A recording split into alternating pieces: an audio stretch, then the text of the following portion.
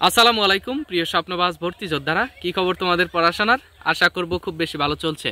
তোমরা যারা জগন্নাথ বিশ্ববিদ্যালয়ে চূড়ান্ত আবেদনের জন্য টাকা জমা দিতে পারছো না বা তোমাদের যদি কোনো সমস্যা হয় তাহলে সেই সমস্যাটা তোমরা সমাধান করতে পারবে জাস্ট এই ভিডিওটা দেখার পরে।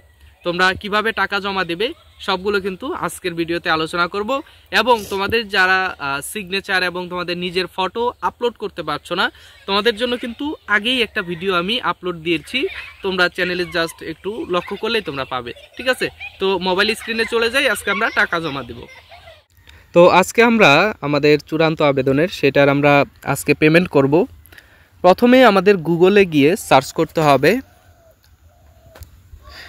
admission.jnu.ac.bd।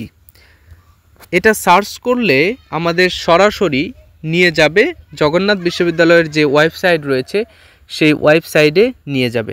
নিয়ে যাওয়ার পরে আমরা জাস্ট নিচে কোনো কিছু দেখার কোনো প্রয়োজন নেই। আমরা এখান থেকে আমাদের যে 5 নম্বর অপশনটি রয়েছে অ্যাপ্লিকেন্ট লগ ইনে আমরা ক্লিক করব। জাস্ট ক্লিক করার পরে আমাদের নিচে দেখো আমাদের এখানে HSC role, SSC role, phone number, password এগুলো দিয়ে আমাদের লগ ইন করতে হবে। আমরা লগ ইন করছি। দেখো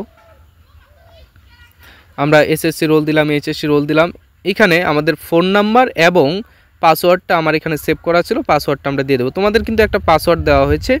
এরপরে দেখো এখানে কিন্তু আমি ফটো সিগনেচার আপলোড করে রেখেছিলাম। এরপরে নিচে যদি আমরা দেখি, নিচে আমাদের এইখানে আমি সি ইউনিটের টাকা আগেই পে করে রেখেছি।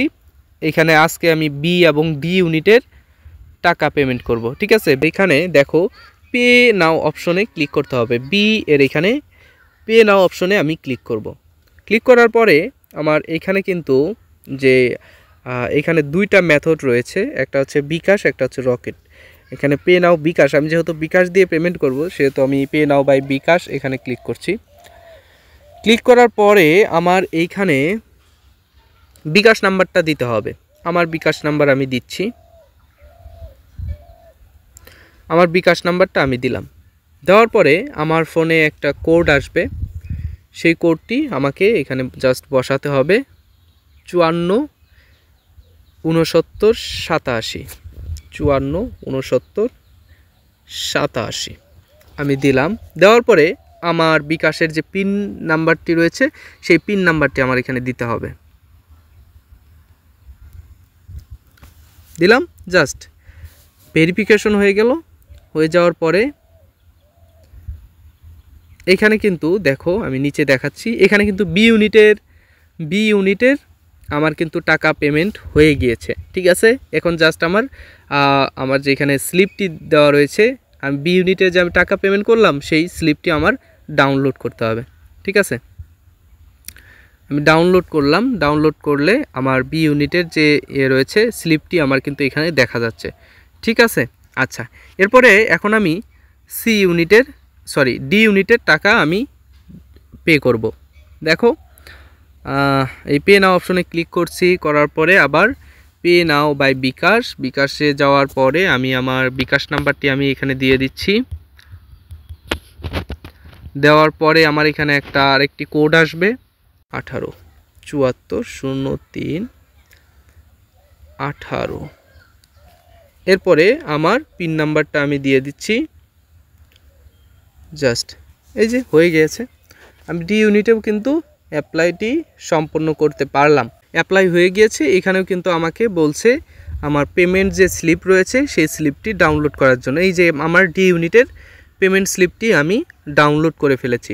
ঠিক আছে, তো এখানে দেখো এখন আমি এইখানে আমার যে এখানে 3টা ইউনিট রয়েছে, 3টা ইউনিটে কিন্তু আমার টাকা জমা হয়ে গিয়েছে। এখানে আমার পেমেন্ট স্লিপের এখানে আমি দেখো পেমেন্ট স্লিপের এখানে সবগুলোই স্লিপ ডাউনলোড দেওয়া রয়েছে। তার মানে আমার 3টা জায়গায় কিন্তু আমার টাকা জমা দেওয়া শেষ, ছবি আপলোড করাও শেষ, টাকা জমা দেওয়া শেষ। খুব সহজেই কিন্তু আমি আমার পেমেন্ট স্লিপটি আমার চূড়ান্ত আবেদন কিন্তু আমি সম্পন্ন করতে পারছি। এখন জাস্ট আমার 10 তারিখে কি করতে হবে, 10 তারিখে আমার জাস্ট অ্যাডমিট কার্ডটা ডাউনলোড করতে হবে, করার পরে আমার এখন পরীক্ষার হলে বসতে হবে। আর তেমন কোনো প্যারা নাই বা প্যানিক নাই। আমরা জাস্ট পরীক্ষা দেওয়ার পরে যদি আমরা সিলেক্টেড হই, তারপরে আমরা সাবজেক্ট চয়েস দিব। ঠিক আছে? তো আজকের ভিডিওটি এই পর্যন্তই। নেক্সটে তোমাদের আরও গুরুত্বপূর্ণ আপডেটগুলো নিয়ে তোমাদের সাথে আবার কথা বলবো। সে পর্যন্ত ভালো থেকো, সুস্থ থেকো। আল্লাহ হাফেজ। আসসালামু আলাইকুম।